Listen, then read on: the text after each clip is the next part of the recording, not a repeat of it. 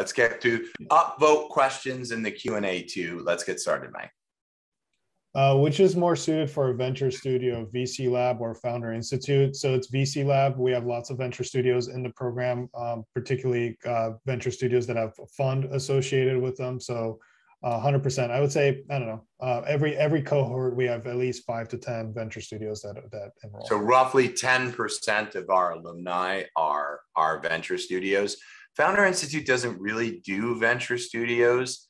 Founder Institute's really for startups. Now, you can argue that a venture studio is a startup, and I know that some venture studios have gone through the Founder Institute program, but it's not really set up to build venture studios. VC Lab, again, I'm not saying there's a bell curve, and the venture studios are on the edge of the bell curve, but we definitely do a double-digit percentage of venture studios at this point. Any interest in launching, supporting private credit funds? Not we're right really. now 100% focused on venture capital firms. And it's not funds, by the way, because this is the very big differentiation. We're launching firms, enduring venture capital firms. The goal of our program is to help you get to fund 3, because at that point you're enduring, and then you will have access to a very different set of limited partners. So we want you to build like the premier venture capital firm around your thesis, your region, or whatever, right? And so if you're like kind of want to just launch like a one-off fund, this program is kind of suboptimal for you. When I raise my finger, Mike, I don't want to interrupt you. Sometimes I interrupt you so you don't jump to the next question, but I'll just raise my finger. So keep an eye out for it. Okay. So guys, also an enduring venture capital firm means that, as Mike was saying, you get fund 1, fund 2, fund 3. That's what we're shooting for, seeing you get at least 3 funds launched. But there's another component. There are a lot of platforms out there that allow you to become a kind of faux manager, like AngelList. So if you want to launch on AngelList, where you don't own the Manco, where you don't own the GP, where you don't own the LP, that's not an enduring venture capital firm. You are like playing manager on TV or whatever. And so if you're on the AngelList platform, we like the AngelList platform. We think it's great, but it's a prosumer platform or an amateur platform. We're looking to build professional venture capital firms. So you'd have to switch off AngelList or one of these prosumer solutions to really build, as Mike was saying, an enduring venture capital firm. And they're not doing debt. Now we got, and another area, they're not investing in tokens. That's more of a hedge fund. So if you want to start a firm to buy crypto tokens, like that's also more of a hedge fund, not a venture capital firm. A venture capital firm or a venture studio basically invests in startup equity to help that company grow and succeed and change the world for the better. And if that's what you want to do, we will help you. And we're probably the best in the world to do that today by many orders of magnitude. Does VC Lab connect the members to limited partners? You want to take that, or should I? So not directly, because we have hundreds of firms, and a lot of the fundraising is going to be local, and you're going to need very specific style of investors and LPs for your fund. That being said, I just did an audit of all the mentors that for this last cohort we just did, and like the last 5 sessions, 4 out of 5 are LPs, right? And they're in Slack, right? So that you can talk to them and so on. And there, I see you have your finger up. Yeah. So guys, you need to pitch between 100 and let's say 500 on the upside. The average is probably going to be about 2 to 250 LPs in order to close your fund. That's average. I would say some are definitely more like 500. Some are lucky and do it in 100. So you'll meet maybe 5, maybe 10, or maybe even 15 LPs through our program. So you will meet LPs, and some of them will invest in your fund. But if you're coming here to meet LPs again, you need at least 100, an average of 250, and preferably in some cases, or unfortunately in some cases, 500. You know, what is 10 or 15 or 20 in that? Not much. It's a rounding error on 250. It's not, you know, so not even 10%. So back to the point, don't come to this program for LPs. You've got to learn. We'll teach you how to fish, so to speak, and you're going to find the LPs on your own and meet some LPs through the program. But this is not an LP meeting point, right? Because you need to do so many. And frankly, any program that says they're bullshitting you. Because as I said, unless they can demonstrate that they can invest or get you in front of 25 to 50 investors, for sure, it's that not are on target, perfectly targeted for your firm, right? Then no, right? So what you'll see is you either have a bunch of people generally throwing LPs that would never invest in your firm because they're like, don't invest in new managers or whatever, right? Or you just, maybe don't get any volume and that doesn't matter, right? At the end of it. There's a lot of BS out there. There's a lot of BS and a lot of scams. Most of the stuff related to LPs are kind of scams. Most of them scams, sadly. But this dovetails really good into Ali's question, which is, does the program help identify LPs and how to reach the relevant contact persons and so on? Yes. And that is where we spend most of our time, right? Making sure that you're targeting the right LP for your right thesis, because when the right thesis meets the right LP, meets the right GP, magic happens, right? It's like a triangle and you end up closing 1 in 5 or 1 in 3 of them versus 1 in 25 or 1 in 35. And this is, by the way, why our program is so successful, is because we spend a lot of time on this. This is why we also spend a lot of time on thesis, to ensure that you're actually uniquely qualified to do really, really, really well, right? And so, yes, we will work on this a lot. Yes. Question: Do you support? Yeah, this is a similar question. All right, let's get that. Cover that. When you refer to closing a fund within 2022, would that include closing the full amount of the fund, or also considering a first closing? So I can take this. So some of you will close 100%. So okay, let's take a step back. Most funds, almost every fund, will do a series of, I think the average is 3 closings, and it can go way up from there, right? Every fund, like Sequoia, maybe not Sequoia, but like even big funds like Klein or whatever, first, second, third close. Very common, okay? That is sort of the way to do it. Now, some managers can do it in 1 close, right? I would say, what would you say? Maybe 5% of our managers have been able to do it in 1 close, Mike? Yeah. Some managers can do it in 2 closes, right? But we're seeing the vast majority of people, like 85+%, it's 3 closes. That's also sort of the industry norm.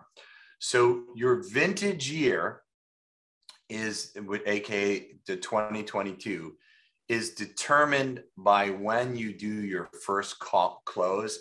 And then there's a debate in the industry, is it when you do your first capital call or your first close? So you can do something called a dry close, which is you get signatures from the LPs, but you don't do a capital call. Or you just do a normal close where you do signatures from the LPs and you do a capital call. For me, I like to see a normal close where you do signatures and a capital call to define your vintage year. So for me, our goal is to get you to do a first close and a first capital call in 2022. That's what the goal of cohort 7 will be. And the first close will usually be between 10 and 20% of your total fund size. Your second close will be like 30 to 40%. And your final close will usually be 50%. Your third close will usually be 50%. The first close is the hardest, okay? It is what will be one of the hardest single things you've ever done in your life. It is one of the hardest things that a human being can do on this planet today. Everything about it is hard. Asking for money is hard. Getting LPs to bet on you sight unseen is hard. Setting up your bank account is hard. doing the regulatory loopholes to launch the fund is hard. Everything is hard. Every little thing is hard. Every big thing is hard. Your first close is hard. When you get your first close done, people are like, whoa, they did a first close. They're legit. Your second close becomes much easier. Okay, let's keep going with the... what's the average fund size of the cohorts? Are there many solo GPs in the program? Yeah, that's all. Those stats are on the homepage of our govclab.com. So the first 4 cohorts, the average fund size was about 15 million. Thus, we did about 100 funds and just over 1.5 billion of target AUM. It's been going up though. So cohort 5 and cohort 6 are in process right now. Cohort 5 is about to graduate or finish.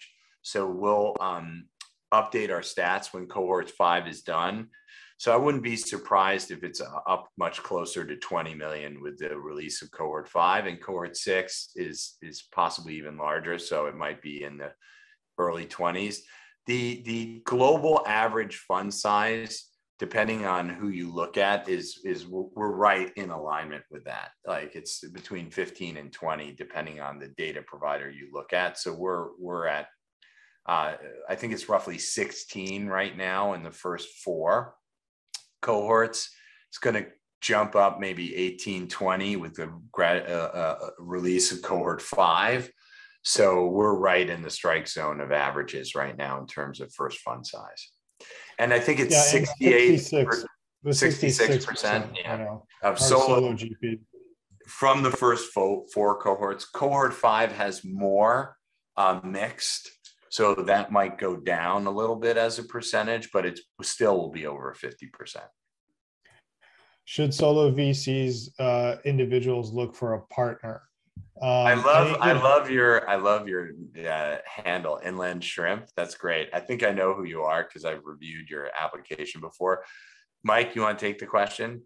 Yeah, I think if you know somebody extremely well and you've worked with them for 10 to 15 years religiously and you know how they act, then yes. Otherwise, you're much better off being a solo GP, right? This is a very, very, very, very long-term relationship you're about to build, right? You're essentially committing to working together for 10 to 15 years in the future. So, you want to make sure you do that with people you know extremely well.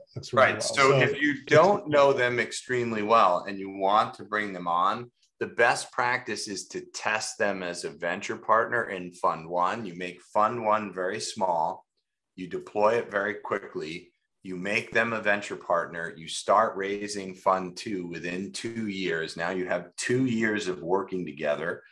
You work with them on raising Fund 2, which might take you a few months, and you're building this corpus of background together. So if start as a solo GP, make the fund size smaller, add them as a venture partner, rush to Fund 2 and build the relationship that way. Guys, upvote. We won't be able to get to everyone's question, but we can move into rapid fire because we do have a hard stop at 11. So make sure to click that thumbs up button so Mike and I can get to the questions that you care about most. So if you're thinking of asking a question, upvote first, ask question second. Go, Mike. What fund sizes or studio are typically raising out of the program? We, again, same, again, rough 10 to 15 million is what we recommend. We try to bring down fund sizes in the program to ensure that you get to a closing, because you're building a family of funds, and the whole point of the first one is to get to the second one, and the whole point of the second one is to get to the third one. So, that we're going to cover that in detail in the program. Yeah. Can I just talk about that for 1 sec, Mike? So look, a lot of people are like, I want to do a $50 million fund. I can tell you something. It will take you the same amount of time to do a $10 million fund, a $30 million fund, and a $50 million fund in sequence as it will to do just one $50 million fund. And you actually have more AUM by doing 3 funds, 10, 20 or 30, and 50, because now you have 80 million of AUM. Right? Then if you just go out right now and try and raise a $50 million fund, it will literally take you the same amount of time, the same amount of headache, the same amount of hassle, and you're going to wind up with more AUM. doing it small, medium, large, rather than just starting out large. Okay. I know this factually. Okay. I'm not even mildly exaggerating. Okay. Let's keep rolling. Do you charge fee or equity in the new VC company? No, it's free. As we discussed. But the problem, like, it's free. Wait a minute. What are you charging? Let me tell you what we're charging. Nothing. Okay. It didn't cost anything. No equity, no money, no high fives. There's only one thing you need to do, which is publicly share the Mensarius Oath so that we know that you are aligned with us. And we had the Mensarius Oath on a website that had other content and stuff on it. And we took all that shit off. So it's just, you're sharing the Mensarius Oath alone. And that's it. That's all we want. We want to help vision aligned people build a fund that we believe in can make the future of humanity better, because we got a lot of problems in this world, a lot, and they need to be solved, and we need to be working on them right now. And the entrepreneurs that are solving those problems need to have a better time getting capital. And that is why we're doing it. If I never made $1 from this and we launched 1,000 funds and they changed the world for the better, that is a success for me personally. Okay. If we have one thing that we should focus on before the program starts in June, what should we be doing? I'll say two things. One, take a look. Sorry, Mike. You're going to say the pre-curriculum? Go for it. I'm going to post it in the chat. We're going to answer the same. Mike, I love you. You're getting a little grainy on video, so that's why I've been jumping in on some of these answers, but he can answer just as well as I can. We're like, but we have a pre-curriculum on thesis that's super important. You'll still refine your thesis in the program, but if you can do the pre-curriculum, you'll be like leaps ahead of where your peers are. So instead of like playing catch up in the beginning of the program, you can actually be a little bit ahead and focus on other things like the deal warehouse, et cetera. The second thing that you can do is build your network. And we're working on a network curriculum. Easiest way to think about this, if I see someone has 1,000 people on LinkedIn following them, and I see someone else that has 5,000 people and everything else is the same, I'm always going to let the 5,000 person in first, because their network is bigger and VC is a networking game. And the easiest way to quantify your network in 2022 is the size of your LinkedIn following.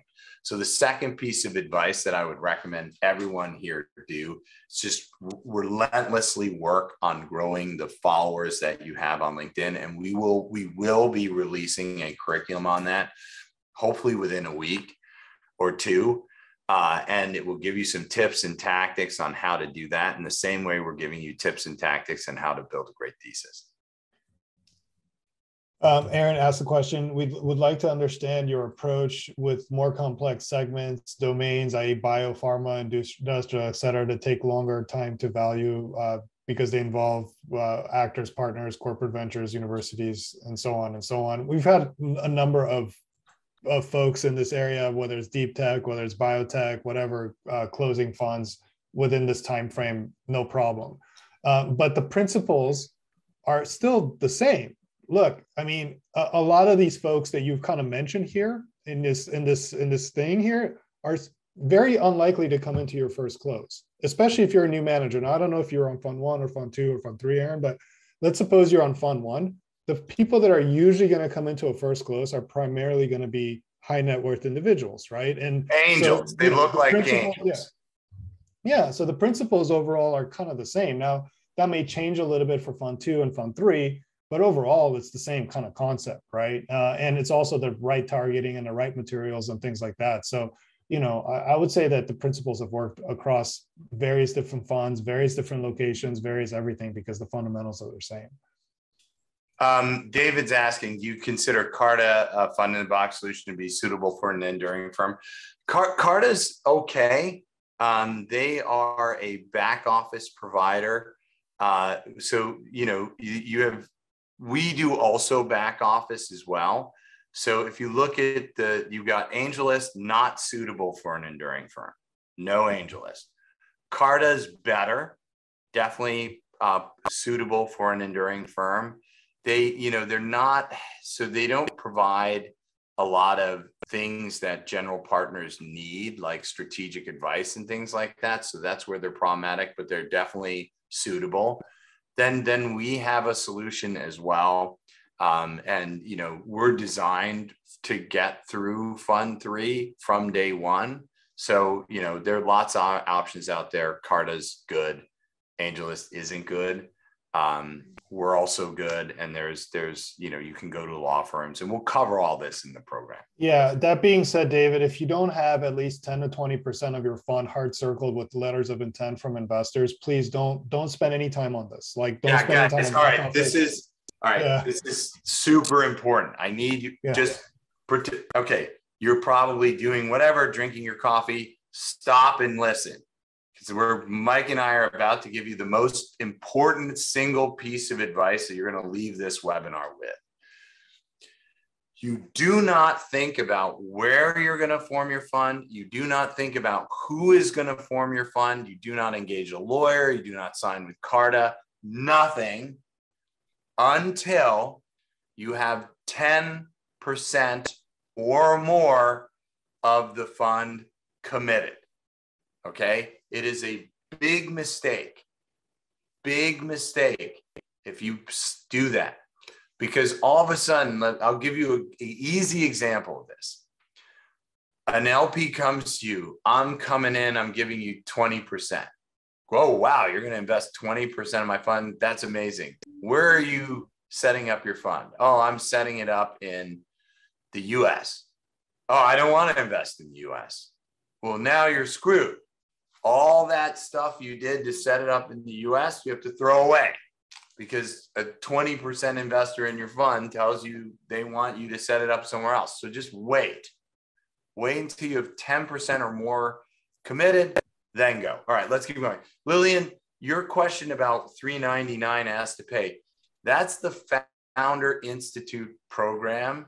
So their Founder Institute starts companies. We start funds. We were born in the Founder Institute, so we use the same infrastructure. So if you're being asked to pay for something, that's because you've applied to a Founder Institute program to start a startup, right? VC Lab, you start a fund, it is free. Founder Institute costs money to start a startup. Okay, let's move on. I've seen people use Reg 506C to raise funds from LPs publicly, but it sounds like you all advise against that. Yes. Yes, we do advise against that. There's the benefit, the benefits don't outweigh the costs of 506C for the vast majority of people. Is there always an exception to the rule? Of course there is, right? But for the vast majority of people, it doesn't, because you're with 506C, you have to basically verify. Not everyone knows what 506C is. So let's take a step up. Worldwide, in Europe, in lots of places in Asia, in America, in London, worldwide, different governments have enacted laws, laws and regulations that say you cannot generally solicit. Okay. What general solicitation means is like, I have a fund, invest in my fund, right? So they said there's a law, you can't generally solicit. Okay. You can't just go out there, wave your flag, and try and get people to invest in your fund. That is regulated and illegal. Okay. So now, different countries have different rules on what is legal and what is allowed.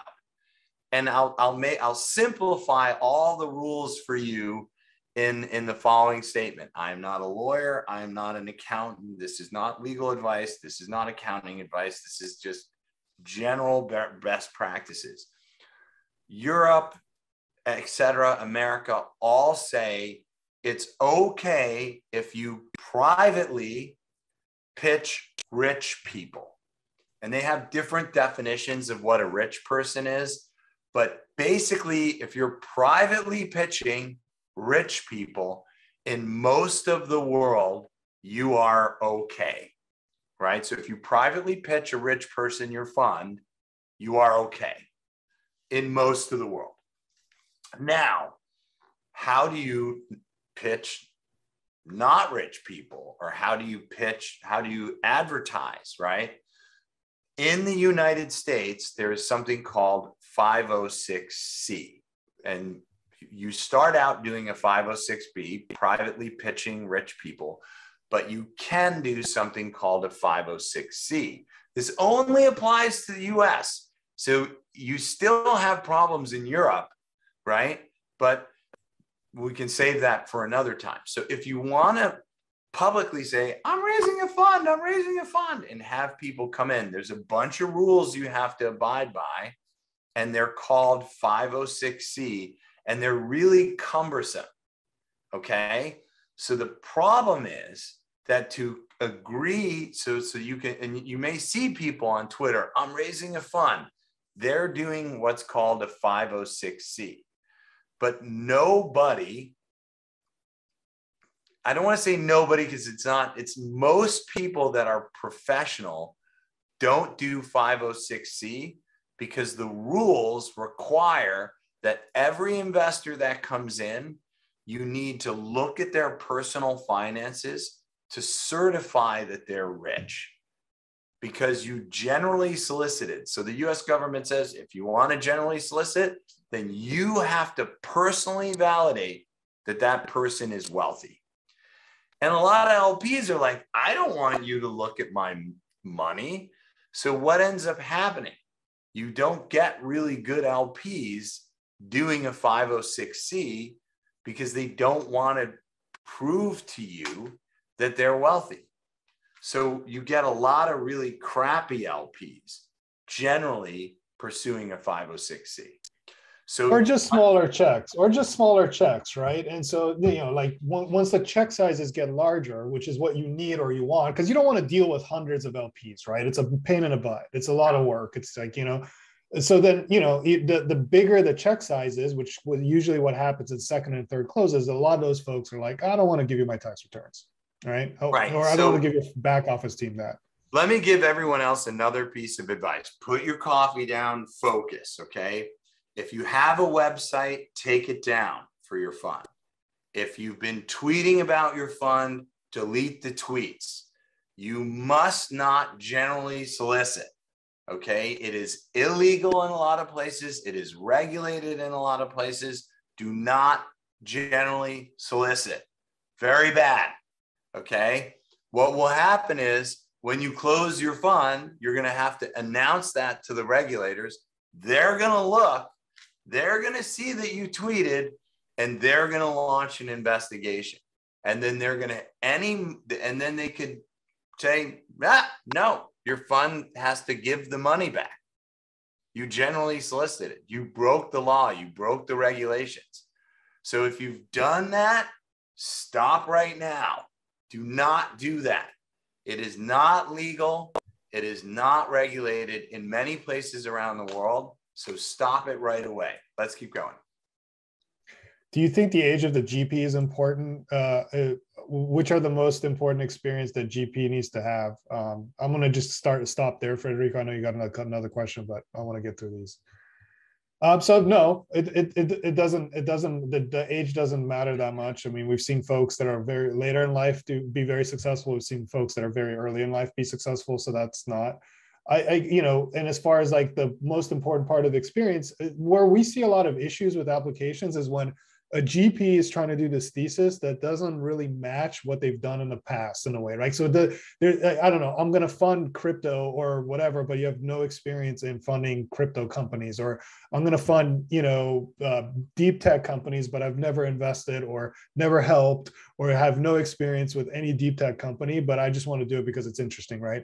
When we see those kinds of mismatches, it just makes it harder for us to prioritize the applications versus like the angel investor that has done 10 deals in fintech and now they're doing a fintech fund, or the community leader that it runs the largest community of quantum computing scientists in the world that's doing a quantum fund, right? Like those are kind of things that we like to look for. And those are, and along with the network stuff that Adeo talked about earlier, large networks, this is a network business. Let's keep going just because of what has been your success in experience in achieving first close for a new fund manager in emerging markets, specifically emerging, like you're talking about the Caribbean. So we got Mongolia, across Central Asia, we've had successful first closes all across Africa. Do we have a Caribbean fund? I think we have one Caribbean fund. We have one in the current cohort, but we haven't launched one officially yet. Caribbean's going to be tough, guys. So the most of the emerging markets where we've had success, the markets themselves are somewhat large. I mean, even like Kazakhstan or whatever, it's a big market, physically lots of people. What you have in the Caribbean that's a little tricky is the entirety of the Caribbean is just small in terms of population, doesn't have a ton of wealth. So, but with that said, we're winning in emerging markets generally. We have a Caribbean fund coming through. It really does depend on your thesis. I think there are theses that would work well in the Caribbean and be very fundable by LPs and have good deal flow as well. So it's possible, but let's keep going. How do we measure a successful VC firm by Diego? So look, it's very easy. We don't need to measure anything. Either you close or don't close, and that's binary. You don't graduate our accelerator if you don't close. So in order to be a graduate, you're a closer. So that's one measure of success. Once you've closed, then the industry takes over. There's top decile, top quartile firms. The entire industry returns are concentrated in the top decile and top quartile. And so far, our oldest fund is only a few months old, or maybe a year old. But we have funds that are trending towards top quartile and top decile, many funds that are in that. So I think our funds are weighted in the top decile and top quartile right now. But it's very early. You really only know in like 10 years, 10 to 12 years. So for us, that will be, 9 to 11 years from now. So then are they in the top decile and quartile? I may not have 5,000 followers, but the majority of my followers are LPs and angel investors and VCs with connections to LPs. So I'm trying to understand why I'm being disqualified for lacking 5,000 LinkedIn connections. Yeah, because you're not going after it. Your business isn't an LP business.